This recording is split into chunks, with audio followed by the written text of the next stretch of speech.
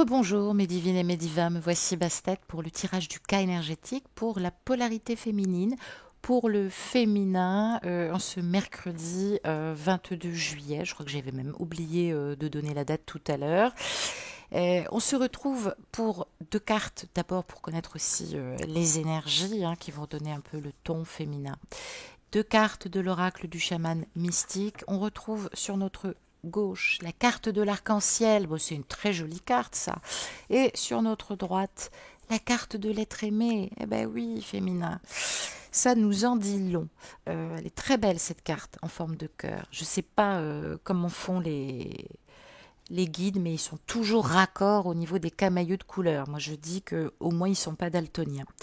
Alors, cette carte de l'arc-en-ciel, elle va symboliser féminin, j'allais dire, c'est cette étape ou c'est cette chakra justement qui nous accompagne dans cet alignement et ce déploiement, en tout cas de quête dans ce parcours.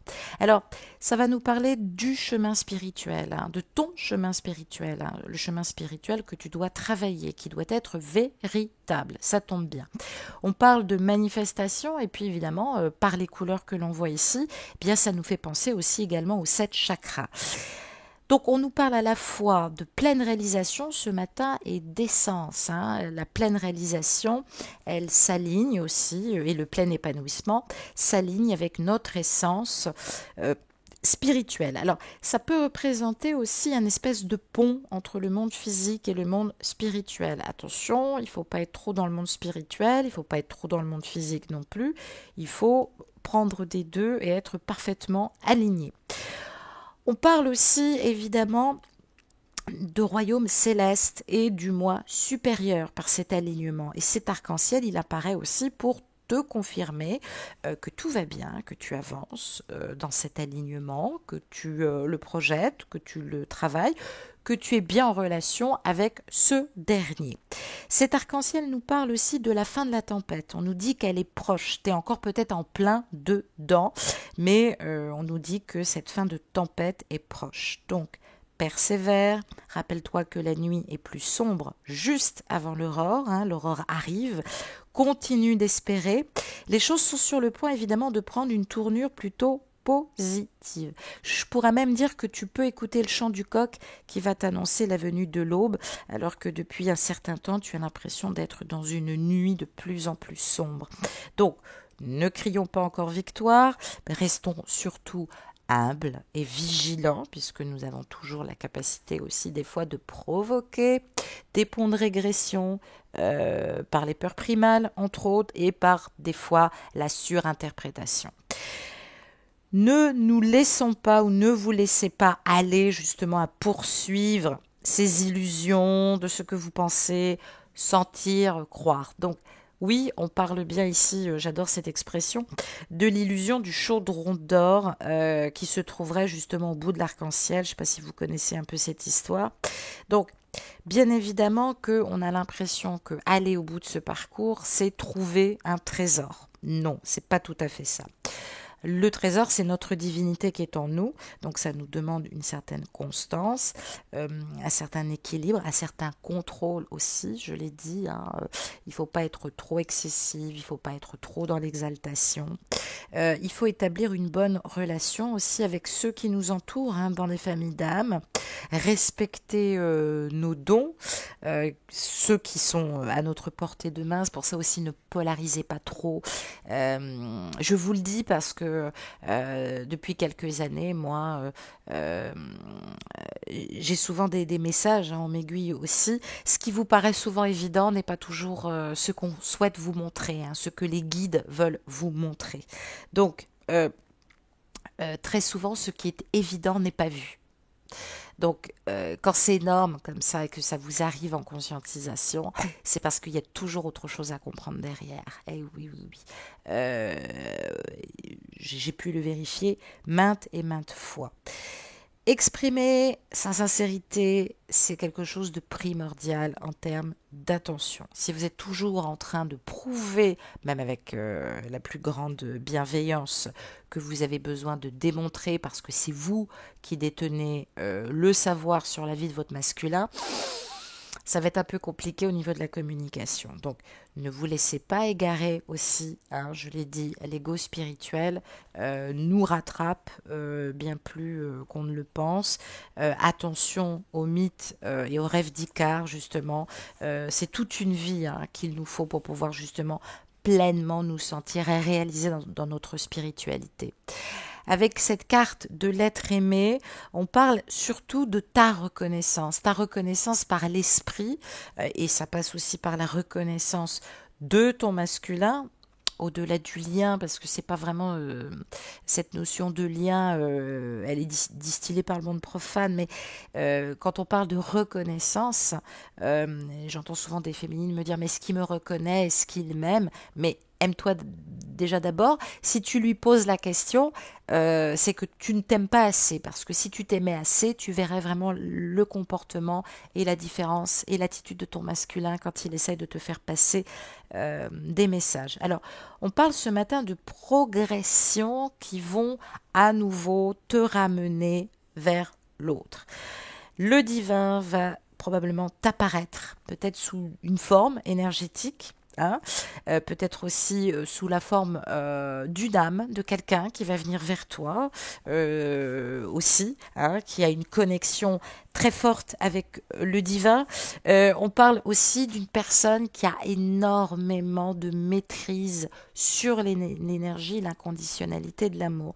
Cette personne, elle va t'apporter beaucoup de sagesse et beaucoup de conversations sur ce sujet. Alors oui, ça peut être effectivement un collègue, un accompagnant, mais ça peut être aussi quelqu'un de très proche près de toi, une très bonne amie, un membre de ta famille.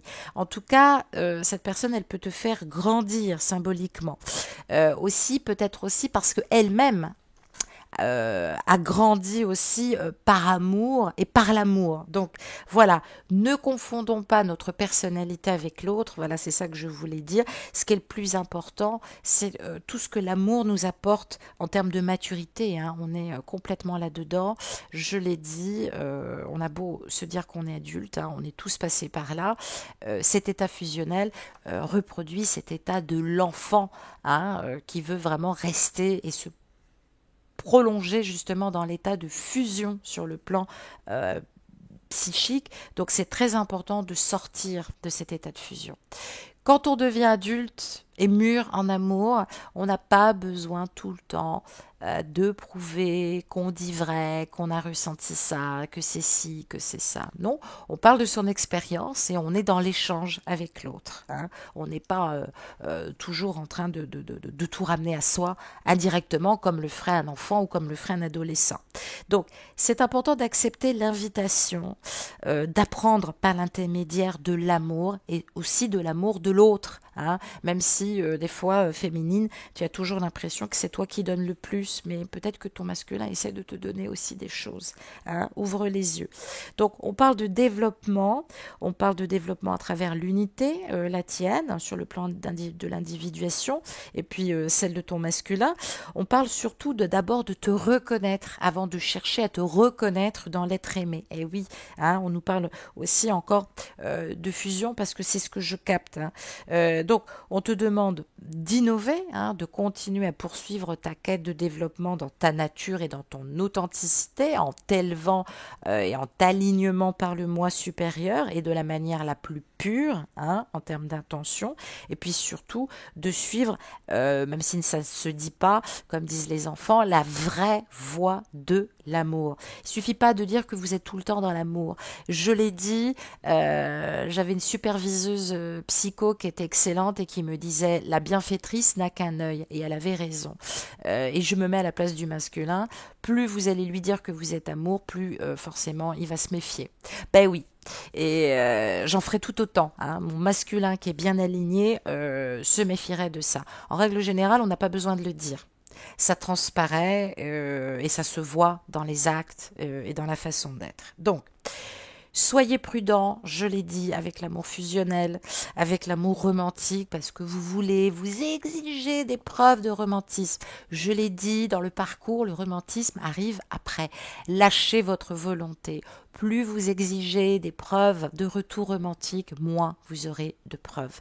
Je l'ai dit, le masculin ne fait pas exprès, il ne fonctionne pas comme la féminine. Moi, je le dis, après quelques temps, quelques années, le romantisme se manifeste tout seul. Je n'ai rien du tout à exiger. C'est une question de temps et de temporalité. Il suffit pas d'exiger un genre d'amour et dire bah voilà j'ai besoin de ce genre d'amour, si tu me le donnes pas eh bien c'est fini. Non, ça se passe pas comme ça en amour. C'est important de reconnaître toutes les projections que vous faites sur l'autre, de vous-même, ce que vous avez l'impression de donner. Parce que peut-être que votre autre, lui, ne le ressent pas comme ça. Donc, rappelez-vous que c'est important et que très souvent, vous reflétez dans votre autre vos propres désirs profonds, sans vraiment vous révéler. Vous avez tendance à lui dire comment il pense, alors qu'en fait, vous parlez de vos propres désirs. Donc, écoutez-vous, ayez l'honnêteté de lui dire que vous ne comprenez pas, que vous ne savez pas tout. Écoutez aussi les recommandations.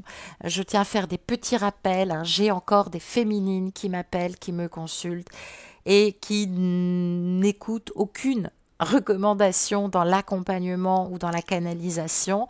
Je sais pas, elles m'appellent, elles ont l'impression de discuter avec une copine, mais ça va jusqu'à me couper et me dire non, moi j'ai pas cette impression-là alors que je suis en canalisation et c'est même pas une question d'avoir tort ou d'avoir raison, c'est que j'allais dire, si vous êtes tout le temps dans vos certitudes, alors effectivement, je peux comprendre que le dialogue est compliqué. Donc, soyez prête déjà à vous affronter et à évoluer. Soyez prête à évoluer. Il y a trop d'émotions fortes là. Il va falloir justement les faire grandir, mûrir et sortir de cet état fusionnel qui vous bouffe et qui étouffe l'autre. On va regarder 4 cartes de la Méodec, justement sur la source de tes peurs, ce qui te limite et comment prendre plus de lumière ce matin. 2 cartes pour commencer. On retrouve un semi-carré. Bah oui, voilà, des énergies. Et on retrouve le Pluton, le travailleur de l'ombre. Donc voilà, il y a une expression, un adage qui dit aussi que très souvent, ce que nous reprochons ou ce que nous exigeons très souvent à l'autre dans nos échanges relationnels, eh bien c'est de la projection. C'est ce que nous aimerions entendre dire de nous. Voilà, moi j'entends des féminines souvent qui me disent il est dans son ombre. Moi personnellement, tant que les cartes ne m'en parlent pas, tout peut être aussi une question de douleur, pas forcément d'ombre au sens où vous l'entendez, puisque là, en fonction des cartes, on me parle justement d'inconfort, d'hésitation, de doute, de peur, d'indécision et d'intellectualisation. Donc effectivement, je l'entends et je le comprends parfaitement, l'indécision engendre beaucoup de doutes et d'intellectualisation. On nous parle évidemment de manque et aussi de manque de confiance féminine. Eh oui, et ça il faut être capable de l'entendre. Pluton est le transformateur de l'ombre. Il ne va pas nous quitter encore jusqu'à la prochaine nouvelle lune. Attention à ton pouvoir intérieur et attention à ton pouvoir que tu exerces aussi sur l'autre. Attention à ton inconscient qui a tendance souvent à faire des monologues et à tout interpréter. C'est important. En fait, tu as juste peur féminine. Dis-le que tu as peur et que des fois tu n'es pas rassuré. Dis-le avec des mots simples. Le masculin a besoin de mots simples. Et je le dis, la polarité qui en tient vraiment une couche au niveau du travail de l'ombre, c'est pas forcément le masculin, c'est la féminine. Le masculin s'autodétruit beaucoup, mais la féminine a un pouvoir d'autonuisance vis-à-vis d'elle-même et des fois vis-à-vis des autres qui peut être vraiment très très fort. Donc attention, ne vous sous-estimez pas dans votre capacité aussi à vous faire du mal, et à faire du mal aussi comme le masculin, bien malgré vous. Voilà, il faut être aussi capable de l'entendre. Donc qu'est-ce que ça va nous dire, puisqu'on parle de transformation et de pouvoir intérieur? Ça va nous parler forcément d'un aspect de tension. Là, il est question de repos intellectuel qui me semble de plus en plus rare. On parle d'aspects dissonants qui se traduisent et en fait qui cachent tout simplement, comme je le disais tout à l'heure, de sentiments de peur. Et cette peur, elle peut être déplacée aussi sur des situations qui ont tendance à se transformer aussi en phobie et donc en paralysie. Donc ça peut nous parler évidemment j'allais dire, de tensions aussi, mais qui peuvent être dues, certes, à un manque de communication, mais aussi à des difficultés. Alors, on peut confondre discrétion avec secret. Oui, il y a des masculins qui sont très discrets, c'est pas pour ça qu'ils cachent quelque chose. Et puis, évidemment, il y a des masculins aussi qui sont un petit peu manipulateurs. C'est pas pour ça que c'est pathologique, hein, il faut se calmer. Donc, on va nous parler évidemment de pouvoir, mais aussi ce masculin, il peut être dans l'hésitation parce qu'il est beaucoup dans l'attention.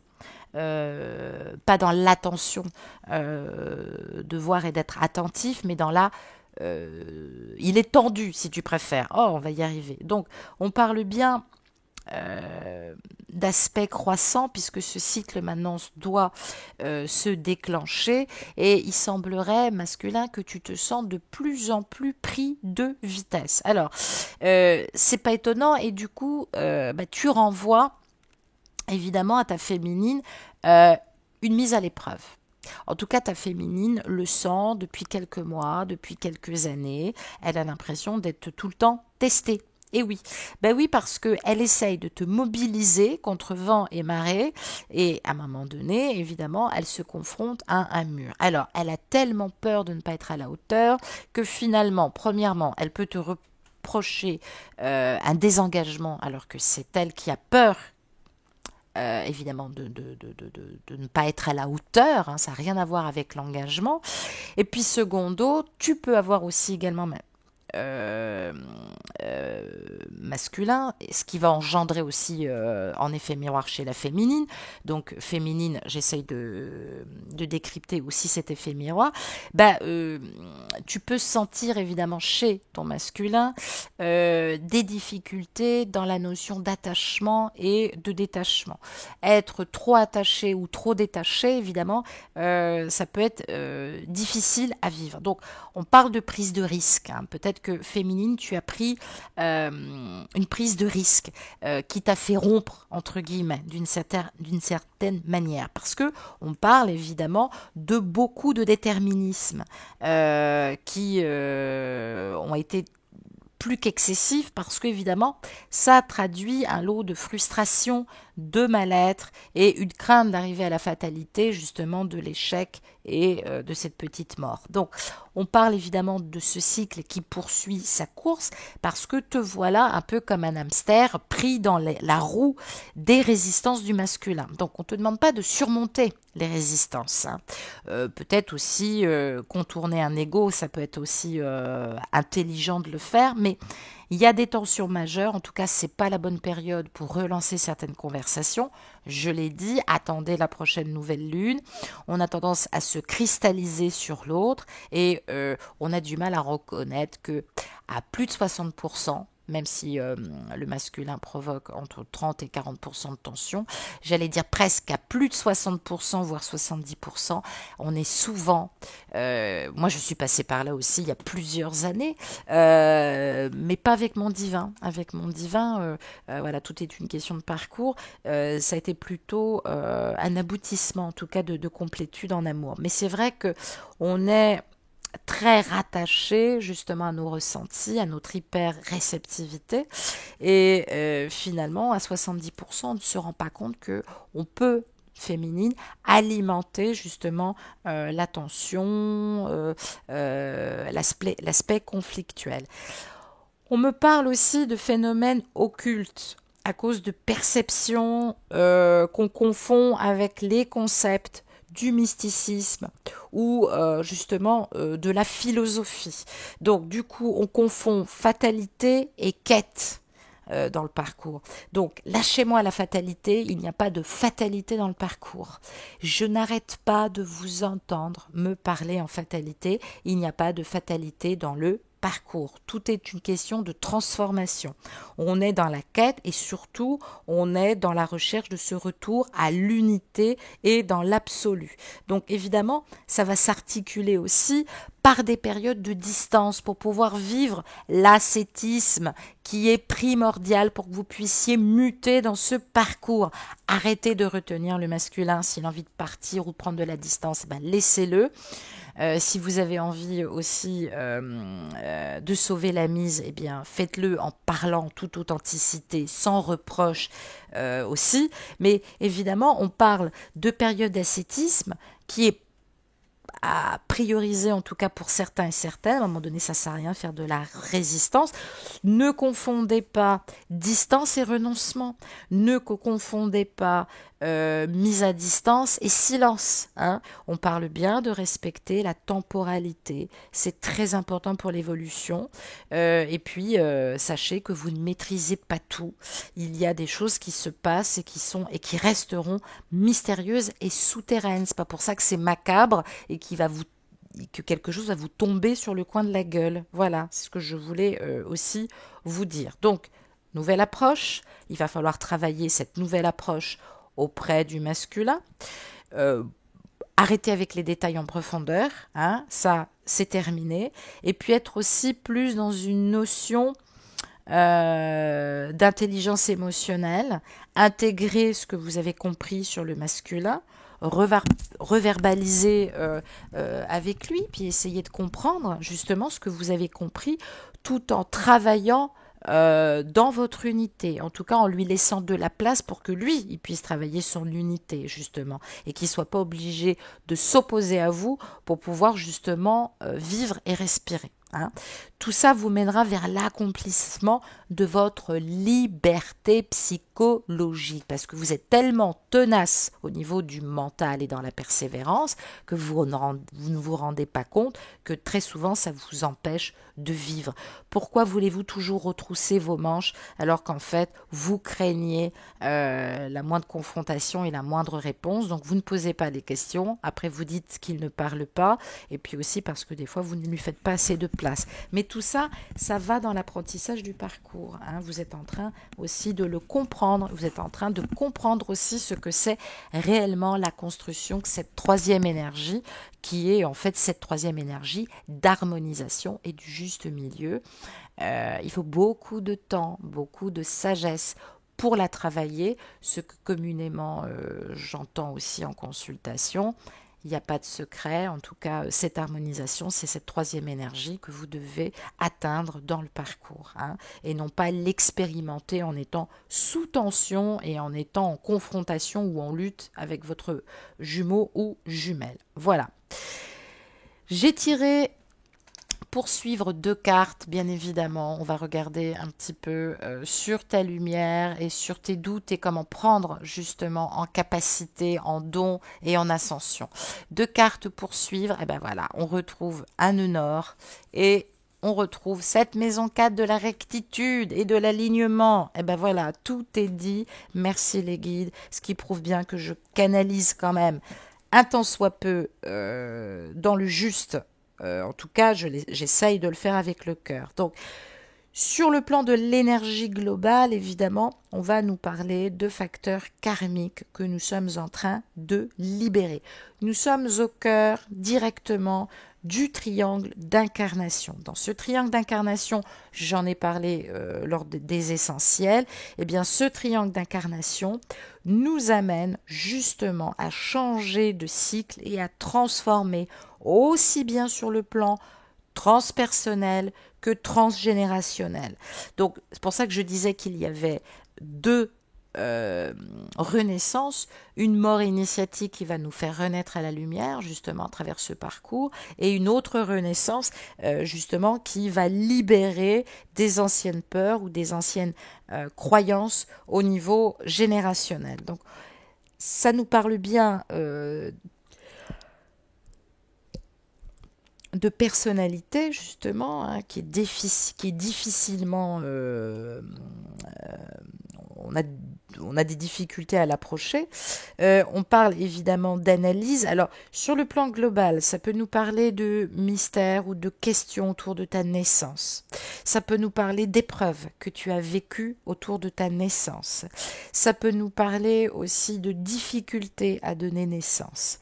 Ça peut nous parler aussi de l'axe familial et de la réalisation sociale. On peut porter aussi ce fardeau, soit parce que personne n'a fait d'études et donc on a envie de réussir pour sa famille, soit parce que justement, vous l'aurez deviné, il n'y a eu que réussite et malheureusement, on se sent un peu obligé de réussir.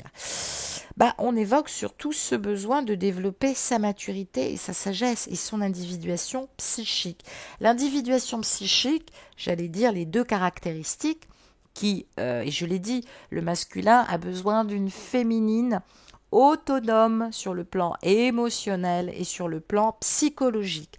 Tout ça passe par la sagesse, par la patience et le rayonnement, la complétude. Ça passe pas par la persévérance et bien évidemment l'abus de pouvoir, autant le dire. Donc, il va falloir exprimer justement ta fonction au sein de ce parcours entre guillemets et peut-être aussi au sein du collectif puisque chacun ramène ses égrégores d'énergie justement pour faire grandir cette pyramide. Donc, on est dans l'axe de la destinée de ce parcours que nous allons retravailler sur les prochaines lunaisons. Donc bien évidemment qu'il y a eu des régents karmiques qui ont activé beaucoup de souffrances, beaucoup d'incompréhension. On parle bien de dégager sa part de complémentarité, ce que nous apportons à l'autre, c'est primordial, en nettoyant bien les émotions prégnantes, les peurs, notre incapacité féminine depuis des millénaires à nous sécuriser parce que nous sommes trop dans la réceptivité. Je l'ai dit, avoir une mission d'âme en tant que professionnel ou en tant qu'accompagnement, en tant qu'accompagnant, pardon, c'est pas je me lève le matin, je pense que je suis clairaudiente et pouf, je fais ce métier. Non, non, on va vous le dire, c'est beaucoup plus, et je peux vous assurer que ceux qui ont vraiment une destinée dans ce métier, justement, ils vont faire tous les métiers possibles à côté avant de faire ce métier. Moi, j'ai mis plus de 20 ans justement à le faire. Donc, on parle de quelqu'un qui a du mal à s'émanciper, à s'extraire du regard aussi de la famille. Aussi, peut-être parce que les racines sont importantes, l'hérédité est importante.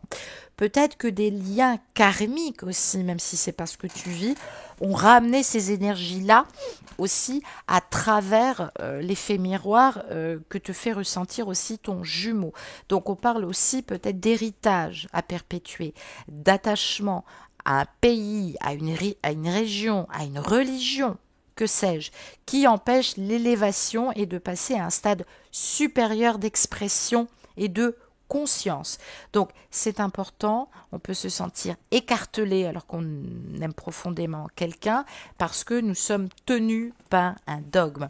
Donc on ne peut pas s'ouvrir socialement comme ça du jour au lendemain quand on est dans des formes de conditionnement. Mais attention, ce mot il reste noble. Je vous entends dire oui, c'est des conditionnements. Vous êtes très négatif et dans le jugement quand vous dites ça.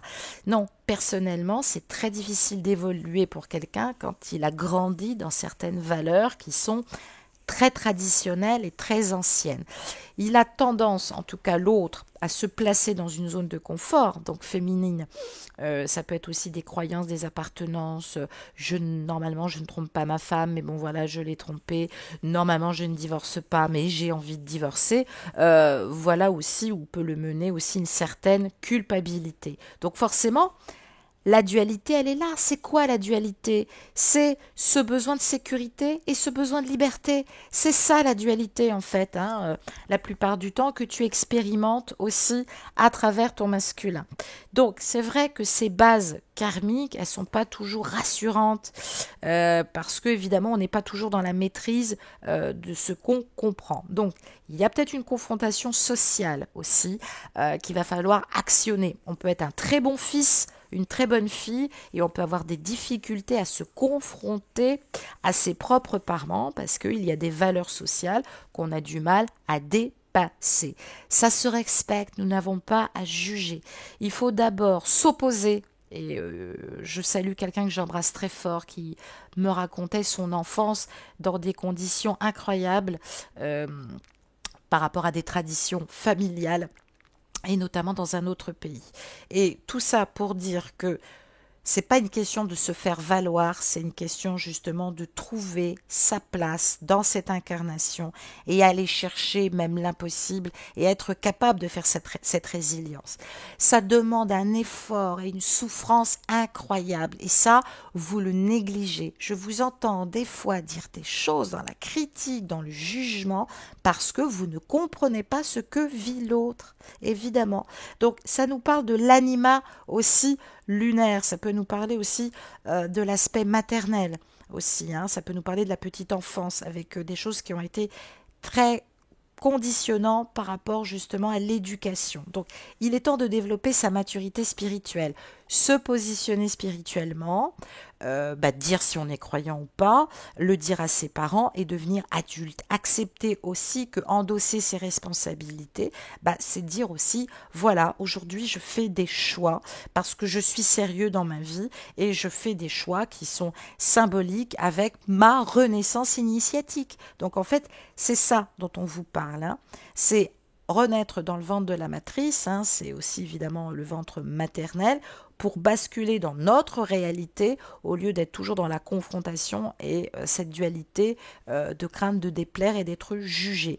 Voilà en tout cas ce que ça va libérer sur le plan de la maison, sur le plan du nœud nord. Et puis par le biais de la maison 4, évidemment, on nous dit que le foyer, l'énergie tierce, l'appartenance, la famille, la sécurisation, les fondations, tout ça peut être très très lié. Donc attention, ce n'est pas encore parce que je défends, je crois que sur le plan psychologique, vous ne réalisez pas ce que ça peut représenter.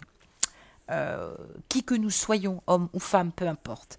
J'ai tiré une carte du grand oracle de l'amour en termes justement d'énergie amoureuse. Dans quelle énergie amoureuse l'univers veut-il te placer, ne serait-ce que pour toi-même, féminine, et puis surtout à quoi t'attendre aujourd'hui sur le plan de l'amour. J'ai tiré une carte roulement de tambour. Eh oui, voilà, on parle de la notion d'engagement, mais attention, justement, est-ce que tu arrives à lire ce qu'il y a marqué sur cette carte? Il y a marqué « Je suis maintenant », alors bon, c'est coupé, flûte, « Je suis maintenant à prendre l'engagement de ». On ne parle pas forcément de mariage là, hein, bien que oui, ça pourrait peut-être aussi nous parler de ça. On parle des engagements que nous nous faisons à nous-mêmes. Et pour pouvoir s'engager dans le monde social et trouver sa place avec aisance, eh bien il faut s'aimer et se réconcilier avec des parts traumatiques de notre enfance. Tout le monde n'est pas encore capable de le faire et c'est très humain quand on est très immature de réagir comme un adolescent de 14 ans qui va privilégier lors d'un divorce le partenaire qui fructuera plus ses intérêts et évidemment sa sécurisation. Eh ben oui, c'est ça. Forcément, il y a des comportements et des pertes de maturité. Donc, par cette réduction justement du chiffre 28 qui nous donne le 1, donc le principe d'énergie masculin, ça nous renvoie au magicien, au battleur qui a vraiment une tête d'adolescent ou de jeune homme. On parle d'action et de commencement. Ma chérie, si tu m'écoutes, je pense que c'est un garçon. Allez, je le dis. J'ai quelqu'un que j'apprécie beaucoup qui m'a annoncé sa grossesse. Je suis ravie, ravie, ravie, ravie. Et voilà, d'un seul coup, je canalise ça. J'ai vraiment l'impression que c'est un garçon. Donc, on est dans ce principe d'énergie, d'action et de commencement qui va mettre en avant le vrai moi supérieur, le vrai moi conscient justement à travers une personnalité plus mûre, plus organisée. Donc ça va demander du courage. Vous voyez, on est complètement en reliance. Merci les guides. Ça va demander du courage, de la pleine volonté pour mener à bien aussi tous les projets. Ça peut nous parler peut-être d'une lettre manuscrite, peut-être de quelque chose qu'on va devoir acter, dire. Ça peut nous parler aussi bien évidemment d'engagement spirituel ou d'engagement affectif. Ça peut parler aussi de décisions importantes. On ne veut pas se presser. On a besoin de se rassurer par rapport à la force de nos sentiments, parce que quand on s'investit, c'est pour la vie. Donc, on parle quand même de début prometteur, en tout cas sur ce parcours qui amène beaucoup d'amour, malgré que parfois c'est tendu. En tout cas, il y a de la tendresse. Exprimez-vous énormément avec votre tendresse.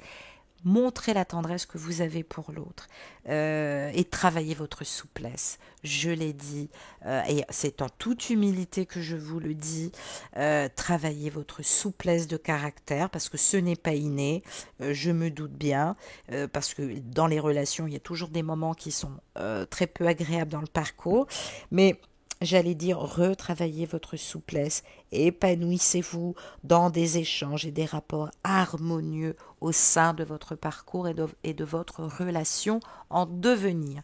Voilà féminin, je t'embrasse et je te souhaite une excellente journée et je vous dis à tout à l'heure pour le tirage hebdo donc qui sera du mercredi au mercredi.